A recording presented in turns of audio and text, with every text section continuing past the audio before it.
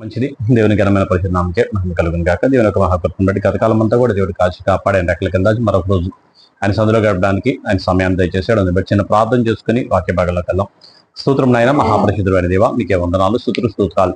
మహోన్నతుడ, మహాదేవుడ, గొప్పవాడ, జీవం గల మా తండ్రి, జీవాధిపతి, మీకు వందనాలు. ఈ వాక్యమైన దేవుడు నాన్న కొద్దిసేపు మీరు మాతో మాట్లాడి బలపరిచి దీవించి ఆశించి సహాయం చేసి కృపతని వదిలి చేసి మీరు మహిమ పొందండి. మీ ఆత్మ కార్యము ఆత్మ జ్ఞానంతో వదిలించి సహాయం చేసి వదిలి చేసి కృపతో మనం యేసునామములో అడుగుతున్నాం తండ్రి, ఆమేన్. మంచిది. దేవుని ఘనమైన పరిశుద్ధ నామముకే మహిమ కలుగును గాక. దేవుని యొక్క మహాకృపను బట్టి గతకాలం అంతా కూడా దేవుడు కాచి కాపాడి ఆ రెక్కల కింద దాచాడు. దాన్ని బట్టి ఆయన నామముకే మహిమ కలుగును గాక. వాక్యం వినిస్తున్నా చూస్తున్నా మీ అందరికీ కూడా ప్రభువైన యేసుక్రీస్తు నామములో వందనములు శుభములు తెలియజేస్తున్నాను.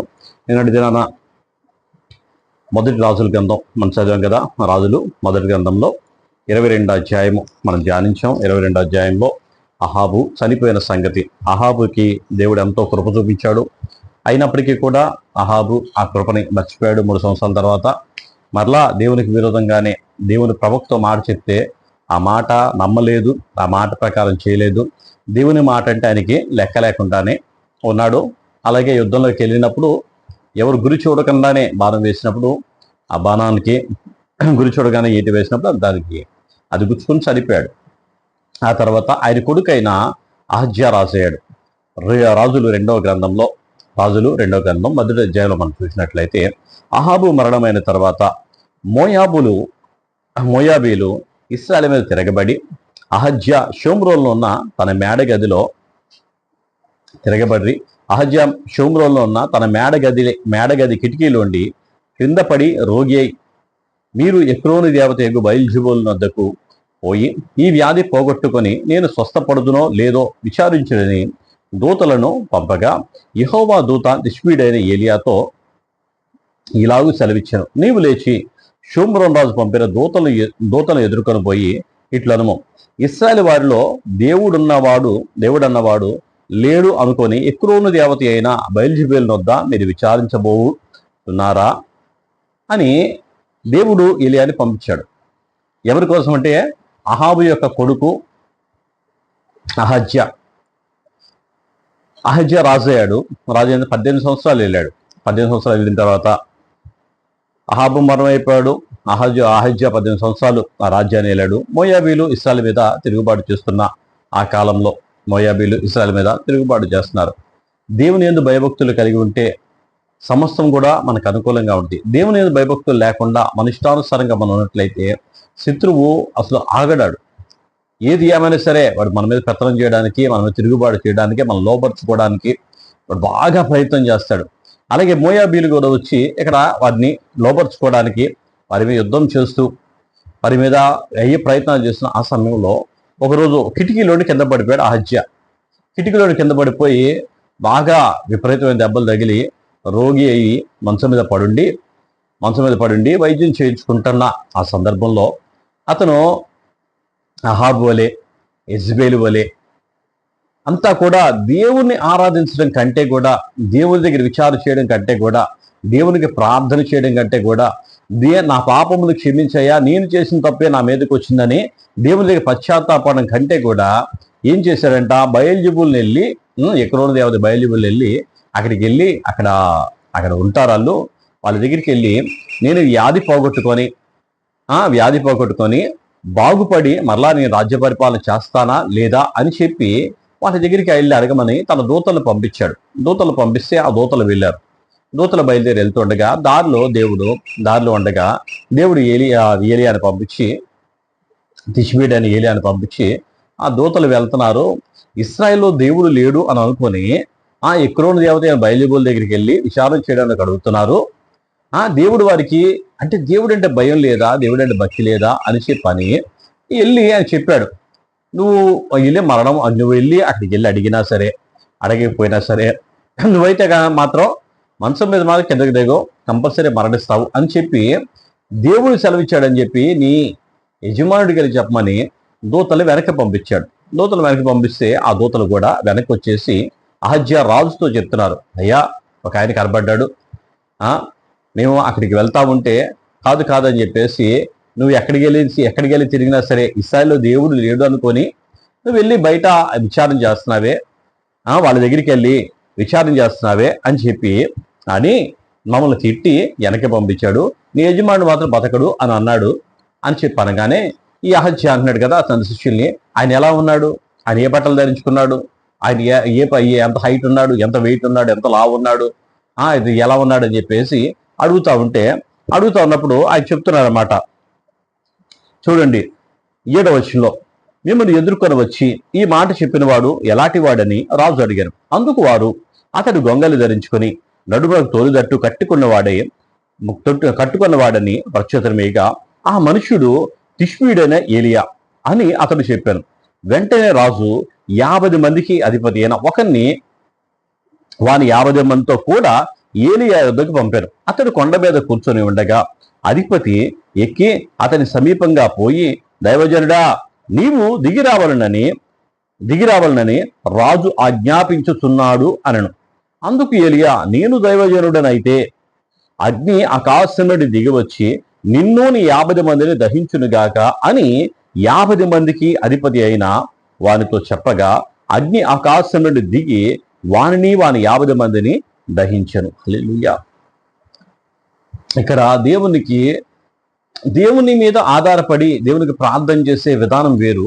ఇక్కడ ఏలియా ఇల్లు కొండ మీద ఉంటే ఆయన దగ్గరికి వచ్చి ఆజ్ఞాపిస్తున్నాడంట. ఎవరిని ఆజ్ఞాపిస్తున్నాడు? దైవజనుని ఆజ్ఞాపిస్తున్నాడంట. మా రాజుగారు నిన్ను రమ్మన్నారు, నువ్వు దిగిరా, తొందరరా అని చెప్పి అన్నాడంట. నువ్వు తొందరరా అని చెప్పేసి గట్టిగా అరిచి కేకలేస్తా ఉంటే ఎవరికి భయపడాలి? దేవుడే కదా చెప్పి పంపించాడు అక్కడికి, దేవుడే కదా మాట్లాడని చెప్పమని చెప్పి అన్నాడు. ఇప్పుడు మనుషులు భయపడాలా, దేవునికి భయపడాలా? దేవునికి భయపడి నేను చెప్తున్నాడు అన్నమాట, నేనే కనుక దైవజనుడు అయితే నువ్వు దేవుని ఆజ్ఞాపిస్తే నేను ఆ మాట వింటా, మనుషులు ఆజ్ఞాపించడం కాదు.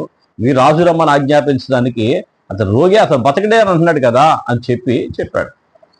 ఒకసారి మనం చూస్తే దానియేలు గ్రంథంలో కూడా బెల్షస్సరు దేవునికి విరోధంగానే ఉన్నప్పుడు అది ఎన్నో దేవుని యొక్క హస్తం వచ్చి రాయింది, దేవుని హస్తం వచ్చి గోడ మీద రాసింది.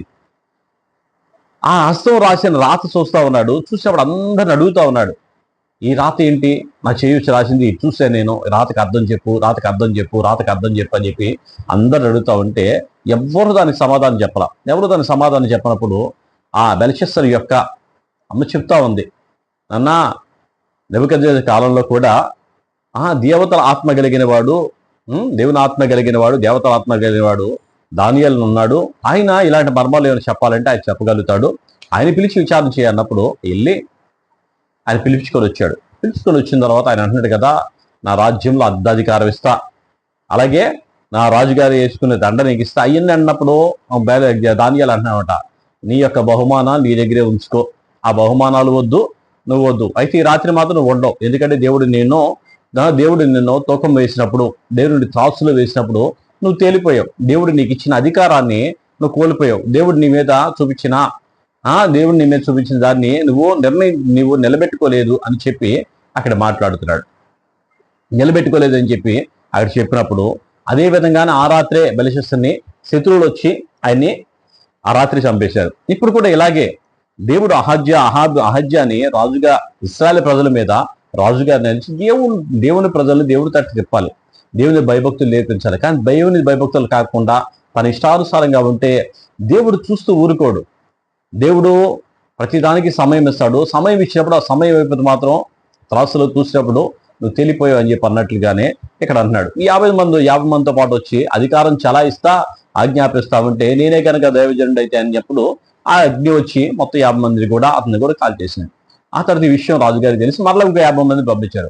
ఆ 50 మంది వచ్చి 50 మంది కూడా వాళ్ళు కూడా అలాగే అంటున్నారు, వాళ్ళు కూడా ఆజ్ఞాపిస్తున్నారు, రా నువ్వు రాజుగారి పిలిచిన ఏమనుకున్నావు నువ్వు అని చెప్పి మాట్లాడుతూ ఉంటే ఈయన మరలా నేనే కనుక దైవజనుడు అయితే అని చెప్పేసి అని అలాగే అగ్ని వచ్చింది, మరలా కాల్ చేసింది. ఇప్పుడు మరలా ఇంకో మనిషిని పంపించి ఈయన పంపిస్తాడు. ఇంకో మనిషి వచ్చి ఆయన అంటున్నాడు కదా, నువ్వు వెళ్ళి పిలుచుకురా అన్నప్పుడు ఈ వ్యక్తి జ్ఞానం కలిగినోడు, ఈ వ్యక్తి తెలివి కలిగినోడు, కాస్త ఆలోచన కలిగి వివేకం కలిగి ఏది ఏమైనా సరే మనుషుడికి సమయోచితమైన జ్ఞానం చాలా అవసరం. ఈ సమయోచిత జ్ఞానం లేకపోతే మనుషులు బుద్ధిహీనులుగానే బతుకుతారు. ఇద్దరు చనిపోయారు కదా, ఇద్దరు ఆజ్ఞాపించే చనిపోయారు. ఇప్పుడు ఆయన ఏమనాలి? రాజుకి భయపడాలా, దేవునికి భయపడాలా? రాజుకి భయపడాలా, దేవునికి భయపడి అని అంటూ ఉన్నాడు కదా. చూడు 11వ వచనంలో ఇంకనూ రాజు 50 మందికి అధిపతి అయినా ఒకరిని వాని 50 మందితో కూడా పంపగా ఆ 50 మంది మీద అధిపతి అయిన ఆ 3వ వాడు వచ్చి ఏలియా ఎదుట మోకాళ్ళుని, దైవజనుడా, దయచేసి నా ప్రాణమును నీ దాసులని 50 మంది ప్రాణమును నీ దృష్టికి ప్రియముగా ఉండనేమో, చిత్తగించుము. ఆకాశం నుండి అగ్ని దిగి వెనకటి పంచ శతాధిపతులను ఇద్దరిని వాని 50 మందితో కూడా దహించెను. అయితే నా ప్రాణము నీ దృష్టికి ప్రియమైనదిగా ఉండనేమో అని మనవి చేయగా యెహోవా దూత వానికి భయపడక వానితో కూడా దిగిపోమ్మని ఏలియాకు సెలవిచ్చెను. గనుక అతడు లేచి వానితో కూడా రాజును వద్దకు వచ్చెను. అతడు వచ్చి రాజును చూచి విచారణ చేయుటకు ఇశ్రాయేలు వారి మధ్య దేవుడన్నవాడు లేడు అని అనుకొని, నీవు ఎక్కువ దేవత బయలుబుల వద్దకు విచారణ చేయుటకై దూతలను పంపితివే, నీవెక్కిన మంచం మీద నుండి దిగి రాకుండా నిశ్చయముగా నీవు మరణమవుదు అని చెప్పాను. ఏలియా ద్వారా యెహోవా సెలవిచ్చిన మాట ప్రకారము అతడు చనిపోయాను. అతడు కుమారుడు లేనందున యూదా రాజైన యెహోషాపాతు కుమారుడైన యెహోరాము ఏలుబడిలో 2వ సంవత్సరం మందు యెహోరాము అతనికి మారుగా రాజాయను. అహజ్య చేసిన ఇతర కార్యములను గురించి ఇశ్రాయేలు రాజుల వృత్తాంత గ్రంథమందు వ్రాయబడి ఉన్నది. యెహోషాపాతు కుమారుడు రాజు అయ్యాడు. ఎవరికి? ఇశ్రాయేలు మీద యెహోషాపాతు కుమారుడు రాజు అయ్యాడు. వచ్చాడు, పిలుస్తున్నాడు, అయ్యా నీ దృష్టికి నేను ప్రియంగా ఉన్నాయి. ఇద్దరు పంచ శతాధిపతులు కూడా ఇద్దరు కూడా చనిపోయారు కదయ్యా.